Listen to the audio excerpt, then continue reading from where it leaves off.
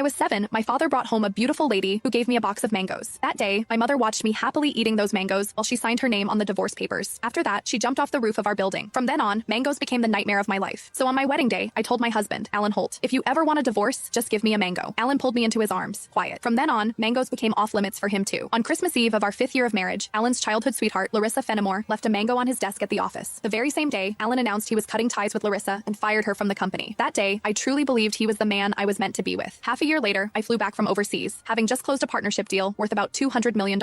At the celebration dinner, Alan handed me a drink. After I had finished half the glass, his so-called childhood sweetheart, the woman who had been kicked out of the company, stood behind me with a big grin and asked, "Does the mango juice taste good?" I stared at Alan in disbelief, and he was trying hard not to laugh. "Don't be mad. Larissa insisted I played a little joke on you. I didn't actually give you a mango. I just gave you a bottle of mango juice. But I think she's right. The fact that you don't eat mangoes is a real problem. You were really enjoying that juice just now." My face went cold. I lifted my hand and threw the rest of the mango juice in his face, then turned around and walked away. Some things are never a joke. I wouldn't kid around with mangoes or divorce. Ms. Mendez, your stomach condition flared up again because of stress and emotional triggers. If there's something you really don't like to eat, you mustn't force it down again. The next time might not just be a stomach ache. We might have to remove part of your stomach. Stay in the hospital for observation for 1 day and contact your family as soon as you can. When I heard the doctor say that, I went completely quiet. For the sake of a new project, I had been overseas for 39 straight days, working day and night, and I finally made it back in one piece. I never expected that at the celebration dinner, 1 glass of mango juice from Alan would land me right in a hospital bed. Out of habit, I tapped open my pinned chat on WhatsApp, typed 2 words, and then realized something felt off. Looking closely, I confirmed that it was Alan Holt. He had just changed his profile picture. Now, it was a green mango. While I was staring blankly at the chat window, Alan's call came through. He sounded cold. "I'm already home. Where are you?" I said nothing. Any other time, I would soften my voice and act like a spoiled little girl with him. But tonight, I honestly didn't know what to say. Alan sounded annoyed. "Myra, how long are you planning to keep this up?" "I'm at the hospital." Alan went quiet. He had never shown much interest in my health. He would never have guessed that 1 glass of mango juice from him would send me straight to the emergency room. "Stay put at the hospital. I'm coming over right now." I didn't want to deal with him, but my body was so weak that I didn't feel like moving at all. Time dragged by. The doctor came in to check on me 3 different times, and Alan still didn't show up. Right before I went to sleep, I glanced at my phone one last time and saw Larissa Fenimore's new post on her social feed. Every time I get hurt, my knight in shining armor shows up. I'm so lucky. The picture under it was a shot of Alan putting a bandage on her. Larissa's profile picture was a yellow mango. It was pretty, but it made me sick. Alan and I had known each other for 10 years, and he had always known exactly where my bottom line was. After so many years in business, he also knew perfectly well how to keep a proper distance from other women. But now, he kept crossing that line again and again. In that case, our marriage and the newest project I had negotiated no longer needed to exist. I had closed a $200 million